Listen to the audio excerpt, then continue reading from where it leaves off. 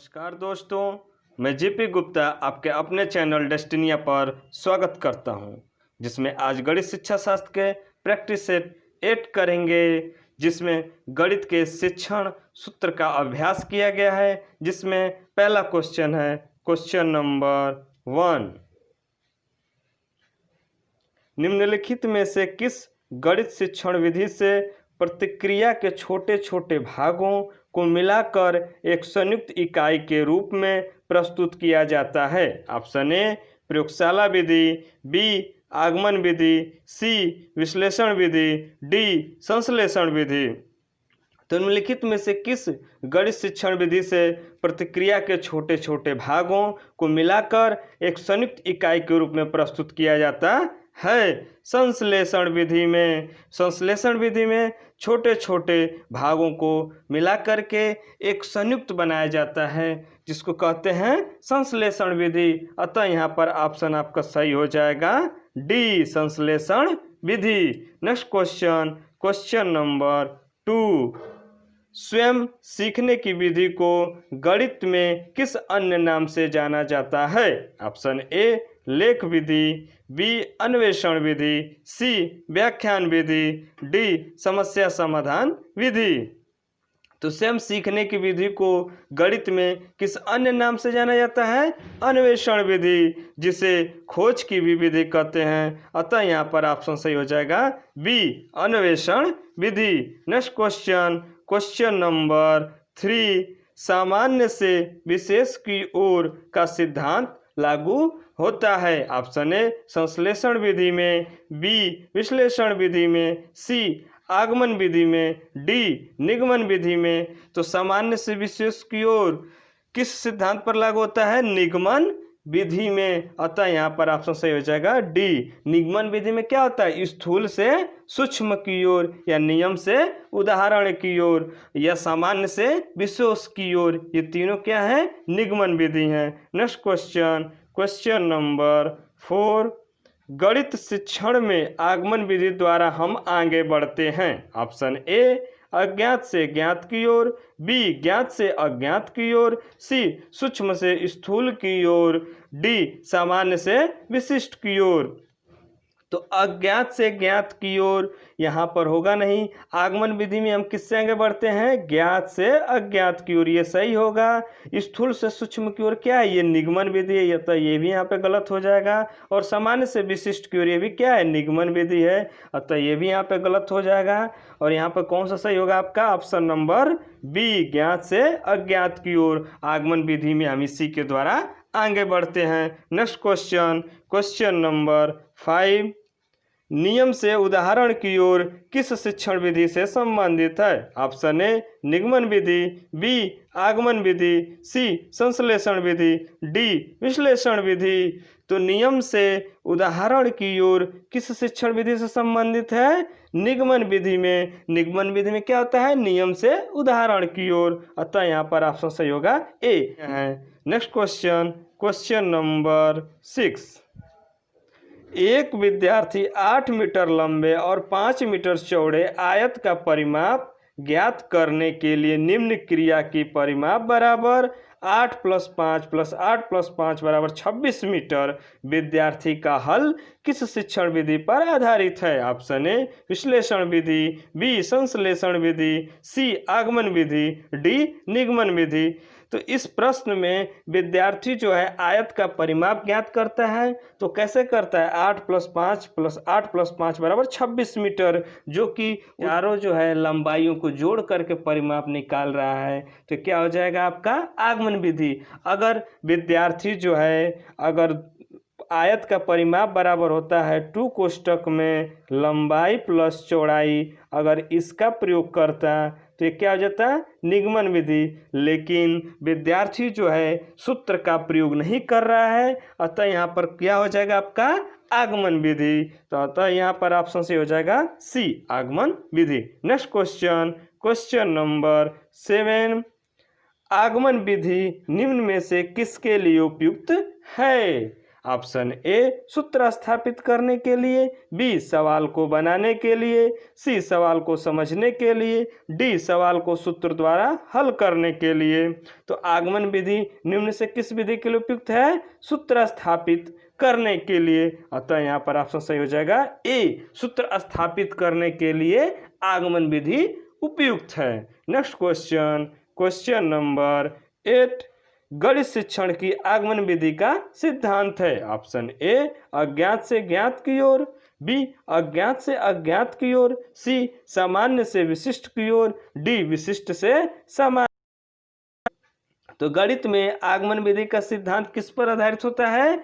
विशिष्ट से सामान्य की ओर। अतः यहाँ पर ऑप्शन सही हो जाएगा आपका डी, विशिष्ट से सामान्य की ओर। विशिष्ट उदाहरण और सामान्य मतलब क्या हो जाएगा आपका? नियम। तो यानी उदाहरण से नियम की ओर आगमन विधि या विशिष्ट से सामान्य की ओर आगमन विधि। नेक्स्ट क्वेश्चन, और ये सामान्य से विशिष्ट की ओर क्या होता है? निगमन विधि होता है।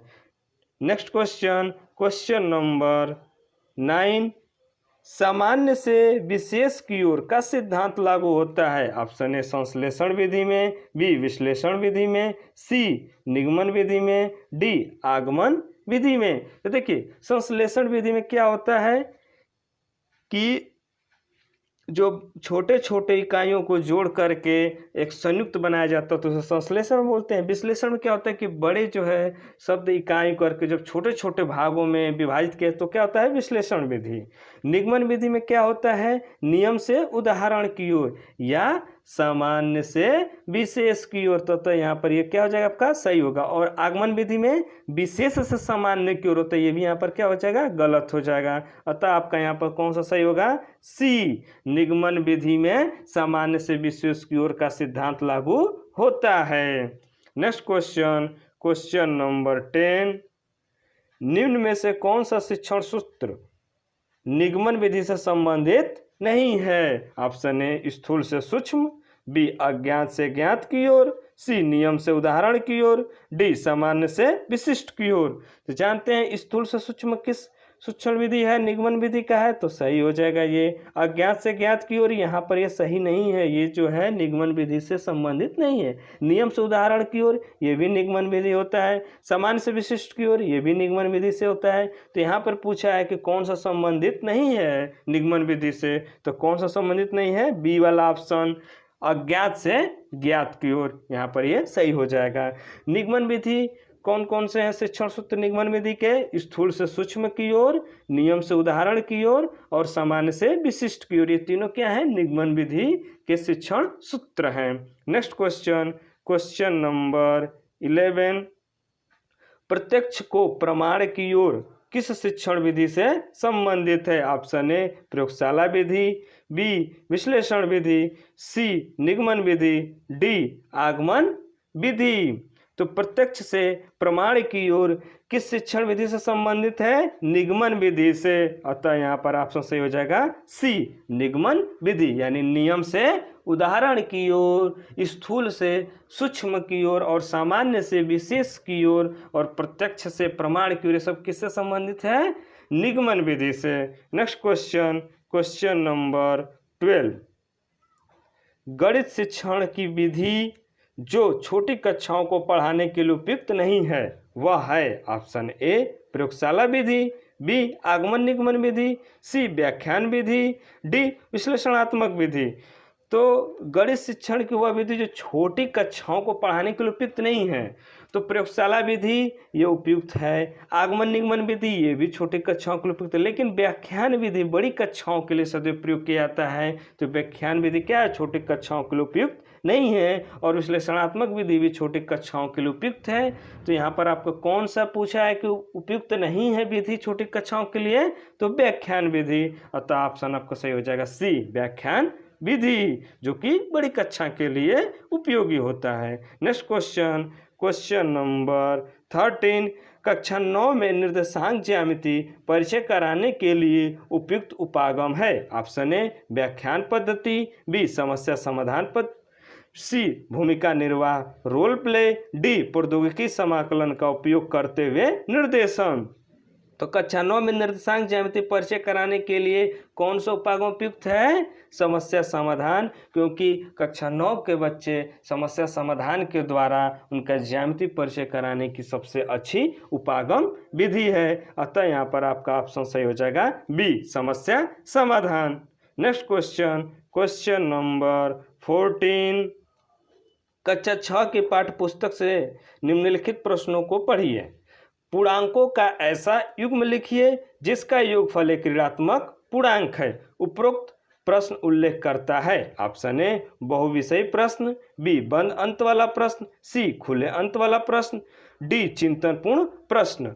तो कक्षा 6 के पाठ्य पुस्तक में निम्नलिखित प्रश्न दिया गया। क्या दिया है? पूर्णांकों का ऐसा युग्म लिखिए जिसका योगफल एक ऋणात्मक पूर्णांक है। तो यहाँ पर आप देख सकते हैं कि ऐसा पूर्णांकों का बहुत सारे युग्म होंगे जिनका योग क्या हो? ऋणात्मक पूर्णांक हो। तो यानी यहाँ पर कई उत्तर आ रहे हैं, कई प्रकार से उत्तर लाए जा सकते हैं। तो कैसा प्रश्न है? खुले अंत वाला प्रश्न है, जिसको कई प्रकार से हल किया जाए, कई उत्तर आए तो कौन सा प्रश्न होता है? खुले अंत वाला प्रश्न। अतः यहाँ पर आपका ऑप्शन सही हो जाएगा सी, खुले अंत वाला प्रश्न। नेक्स्ट क्वेश्चन, क्वेश्चन नंबर 15, जो कि लास्ट क्वेश्चन है। सरसों का पुष्प पढ़ाते हुए निम्नलिखित में से सर्वाधिक उपयुक्त पद्धति कौन सी है? ऑप्शन ए, चर्चा पद्धति, बी, क्षेत्र भ्रमण पद्धति, सी, व्याख्यान पद्धति, डी, अवलोकन पद्धति। तो सरसों का पुष्प पढ़ाने के लिए निम्नलिखित में से कौन सी सबसे सर्वाधिक पद्धति है? तो आपकी है क्षेत्र भ्रमण पद्धति, जो कि इन चारों विकल्पों में से आपको सर्वाधिक उपयुक्त पद्धति है सरसों का पुष्प पढ़ाने के लिए, क्योंकि बच्चों को क्षेत्र भ्रमण करेंगे, साथ में आप सरसों का पुष्प दिखाएंगे, तो इससे बच्चे का अधिगम अधिक होगा और अस्थायी होगा, जो कि सबसे उपयुक्त है। तो यहाँ पर ऑप्शन आपका सही हो जाएगा बी, क्षेत्र भ्रमण पद्धति सरसों का पुष्प पढ़ाने के लिए सर्वाधिक उपयुक्त पद्धति है। तो दोस्तों, कैसा लगा मैथ पेडागोजी का प्रैक्टिस सेट? अगर अच्छा लगा तो उसे लाइक और शेयर करें। यदि चैनल पर नए हैं तो चैनल को सब्सक्राइब करें। फिर मिलेंगे नए प्रैक्टिस सेट के साथ। प्रैक्टिस सेट देखने के लिए धन्यवाद। जय हिंद।